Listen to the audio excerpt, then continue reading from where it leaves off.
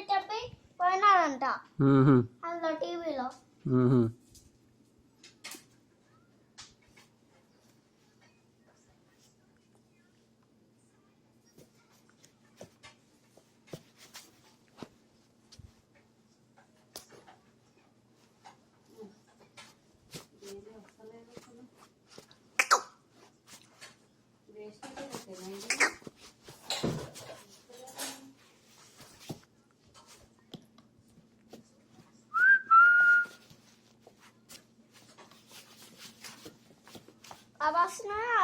ఆ బస్సు భయపడతారు, ఆ రాక్షసునికి ఆ బస్సు భయపడతారని వీళ్ళు ఒక్కతోనే పోతున్నారు లోపలికి ఆ డోర్ తీసి.